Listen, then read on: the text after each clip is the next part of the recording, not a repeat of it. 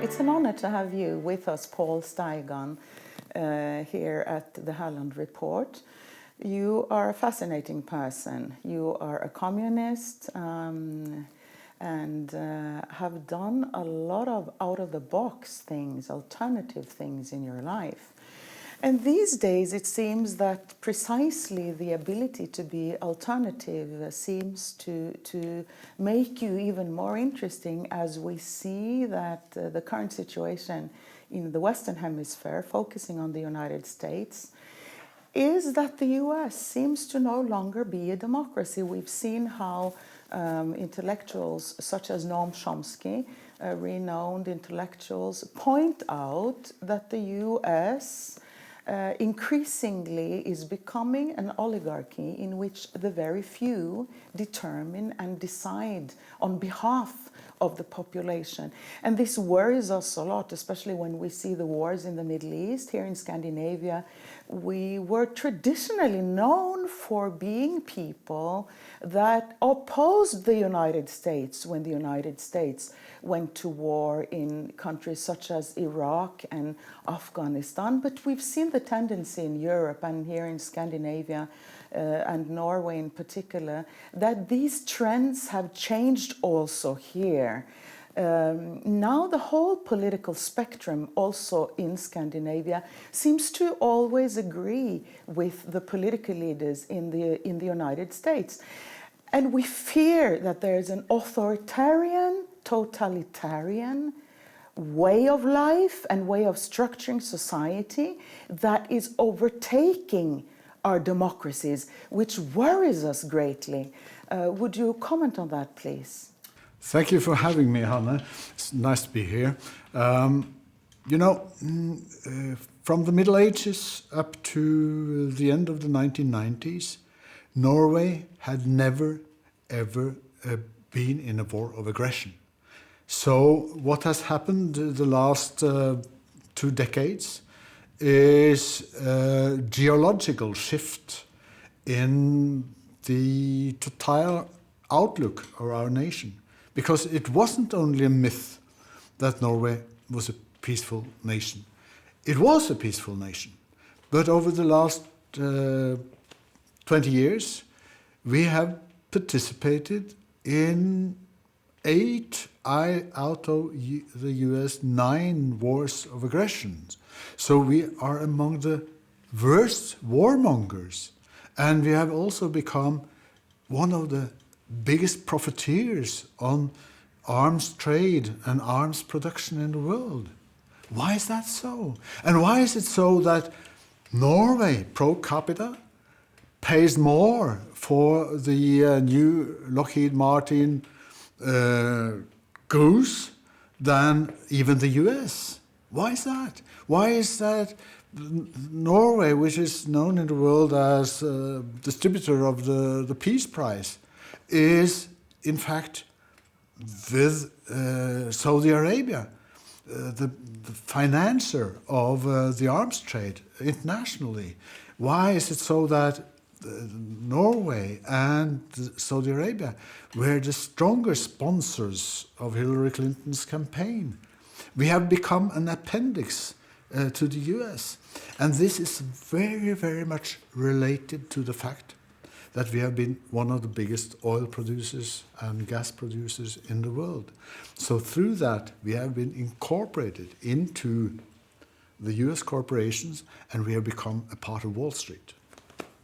It seems to me these days that regardless of who you vote for, whether you vote, let's say in the American system, Democrat or Republican, doesn't really matter. You get the same anyway. So over 70% of the American people have voted that they do not want wars in the Middle East, particularly in Iraq. And still the US goes to war everywhere.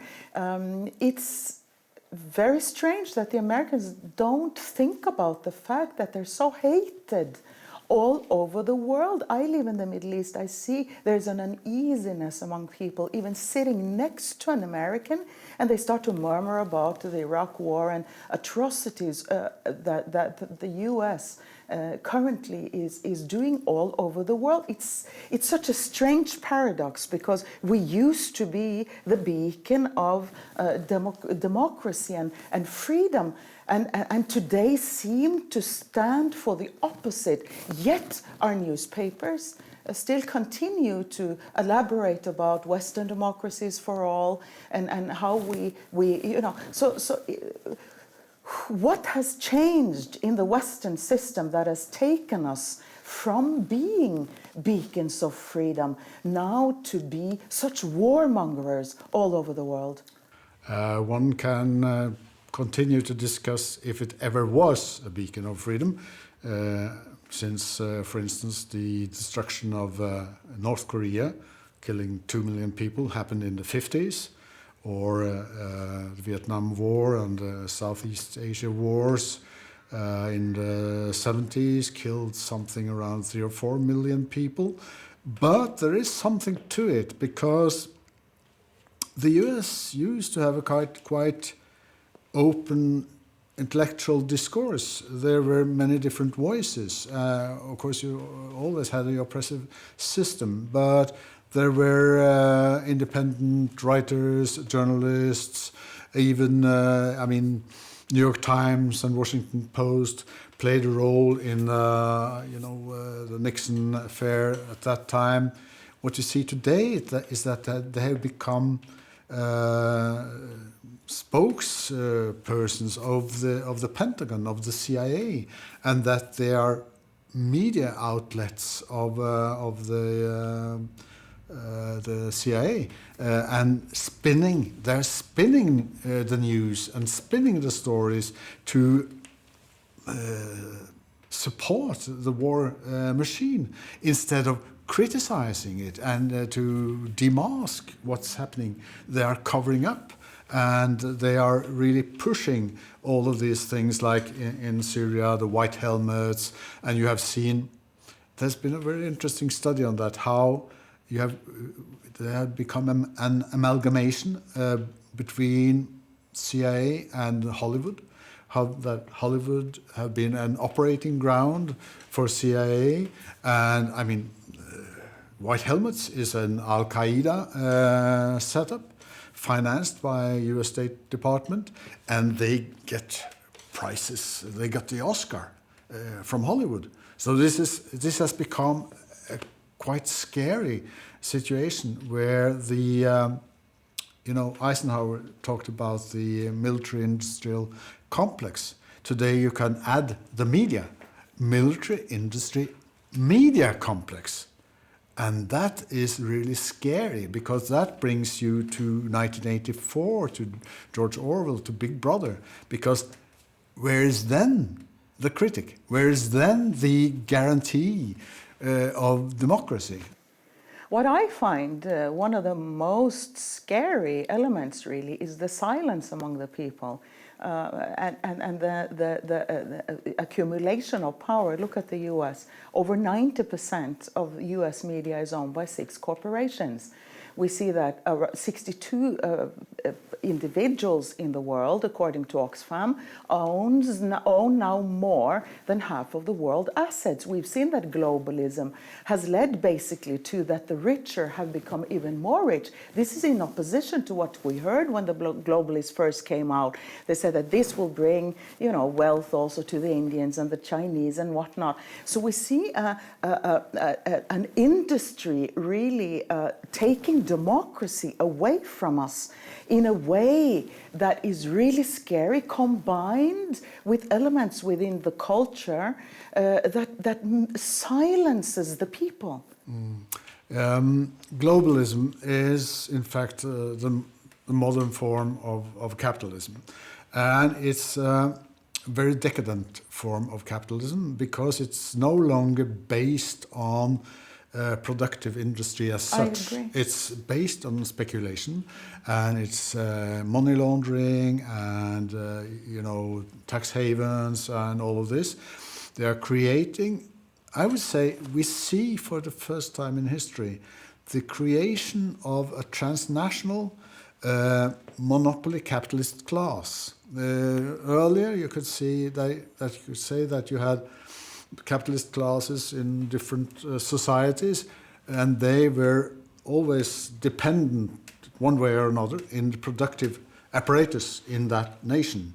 But today we see that these monopolists, whether it is George Soros or Bill Gates or Warren Buffett or whoever they operate globally, and they intervene in government like Soros is doing in the Baltics and in Balkans, and as Bill Gates is doing all over Africa.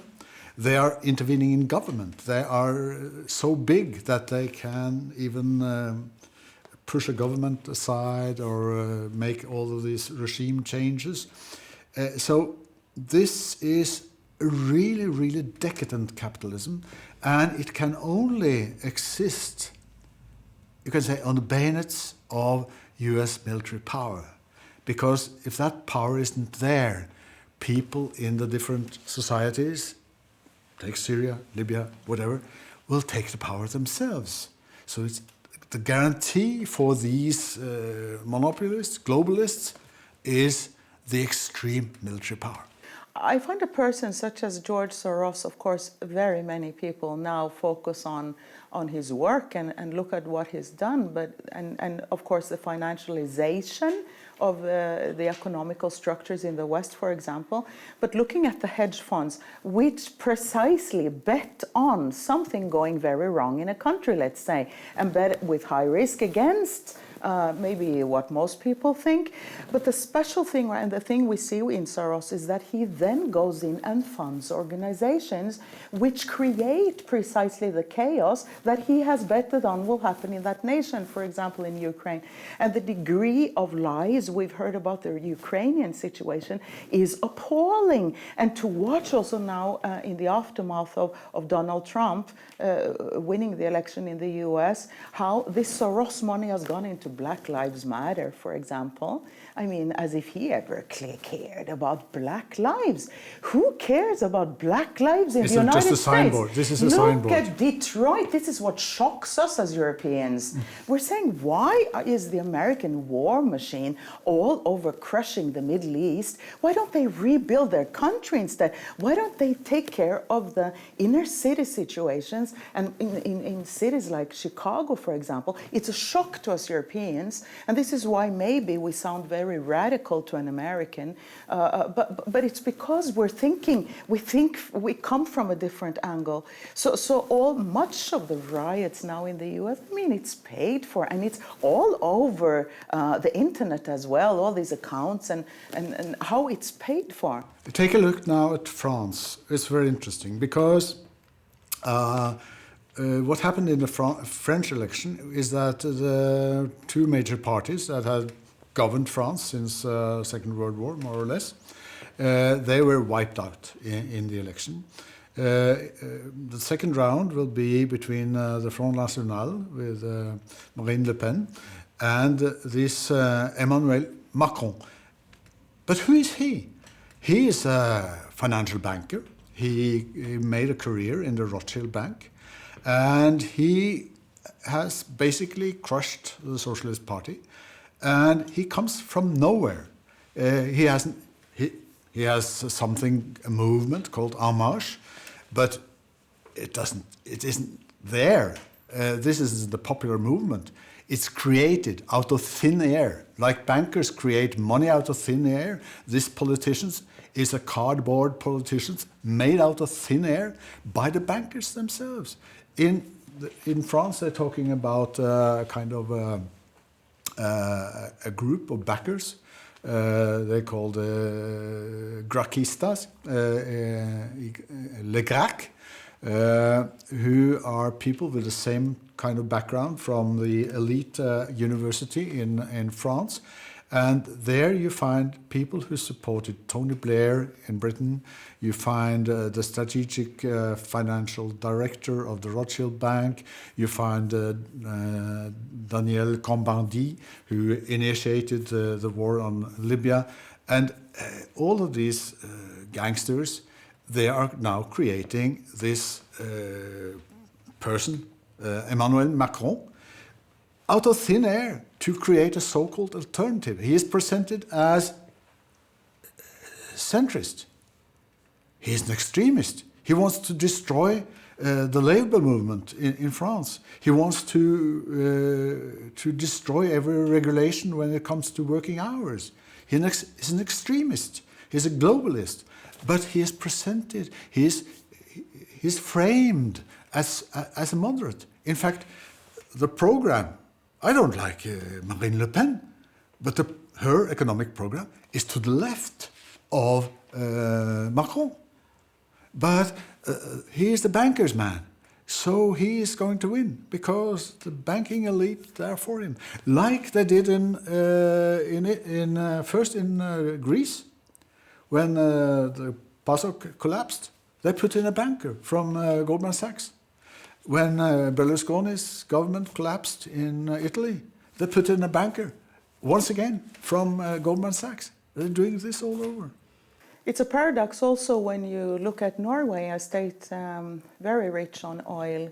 I say that Norway has become Europe's Qatar, because we are a vassal state to the United States, and we use our money and agree with the US in everything. It's such a strange paradox that precisely Norway had such an immense role in the Hillary Clinton Foundation, and this was stated by Judicial Watch, a wonderful organization in the US which takes legal action in order to get classified information out. And they found that Norway and Saudi Arabia, like you mentioned previously, were the two foreign states very active into putting money into her. So you see how capital and how a nation like Norway, instead of choosing an independent role, actually goes so well hand in hand with the neocon movement in the US. How have we lost our independence to such a degree? It's related to oil, once again to oil, because the immense oil revenue of Norway has been placed in this petroleum fund of Norway called the pension fund. It has nothing to do with pensions. This is the biggest single independent investment fund in the world. It owns 1.5% of the shares in the world, and let's say it's the biggest shareholder in Nestlé. It's one of the biggest in Monsanto. It's the second biggest in the investment company BlackRock, which is owning most of the industry in the US and internationally. So what's happened is that this huge capital, which is a revenue from oil and is a capitalization of nature in Norway, has become a part of Wall Street. We are incorporated in Wall Street. So, but we are not being Scandinavians for nothing. So we have created a kind of moral condom because we don't invest directly in Lockheed Martin or in Boeing. We invest in the owners of Lockheed Martin and Boeing, so they invest in Lockheed Martin and Boeing. So we maintain this kind of Lutheran morale, but it's double morale. It really is, also pertaining to the fact that Norway as a nation is one of the largest arms dealers or producers in the world, and yet we portray ourselves as a peace broker and a peaceful nation. It's such a paradox. Yeah, and we were in the front line of bombing Libya to anarchy. The most well-functioning country on the African continent, with a kind of welfare system, etc. We reduced to rubble, and Norwegian politicians, they are still proud of it. And they did it to comply with the Americans. And there has been, interesting here, there has been a Norwegian report on the Afghanistan war and the role of Norway in the Afghanistan war. And even though this is done by former politicians in Norway, the conclusion is that we added nothing to peace in Afghanistan. We added nothing to the situation of the people. If it had any effect, it was to raise our standing in the US. The Afghanistan war is quite a paradox and an interesting one, I must say, because as we today say that the US again is led by the mafia, like the US was experienced under the time of monopoly in the 1930s of Chicago. We've heard a lot about that.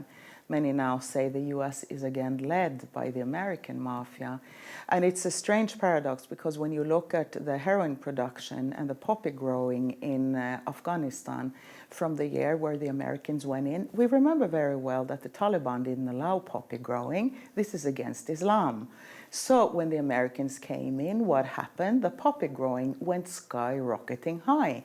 And since then, the heroin production has gone up to now around 90% of world production comes from Afghanistan. And whenever we see pictures from Afghanistan, we always see that the American soldiers seem to be guarding the poppy fields. So the heroin goes from Afghanistan through either Kosovo or now all of a sudden Ukraine and enters the West through there. So it's there's so many paradoxes, so many layers and reasons why the US has gone to war in these regions. And I have been particularly interested in the Libya war, I must say, now the Syria war, but I wrote about the Libya war, against it ever since 2011, warning on it because you were so correct that under Muammar Gaddafi, this was the richest country and the best well-kept country according to the UN. They had higher living standards than Australia and New Zealand, for example, with benefits given to all. I saw now one of the military leaders in Libya stating in the Zindan, where Saif al-Islam, where he is in that part of close to Tripoli region, I saw him stating that 2/3 of the Libyan people now would like to have the Gaddafis return to power due to the fact that they saw, even though there was corruption, this is the problem in many countries. There is corruption. Even though there was corruption, this was a very well-functioning system. So it seems that General Wesley Clark in the US, of course, his famous interview with Democracy Today, in which he stated that the Pentagon decided to go in and crush the Middle East, nation after nation, 6, 7 nations. It seems that he was correct in stating that there seems to be an intent on crushing the nations that come up. We saw this with also Iraq. Iraq was a strong and rich country, actually, before the sanctions came under Saddam Hussein. Free schooling, women liberation, homosexuality was not prohibited under Saddam Hussein. There's a lot of things with the Iraqi state we see from that time, and Iran as well. And we've had now 20, 30 years with a continuous crushing of precisely those states that were to be strong in the Middle East. You're totally correct.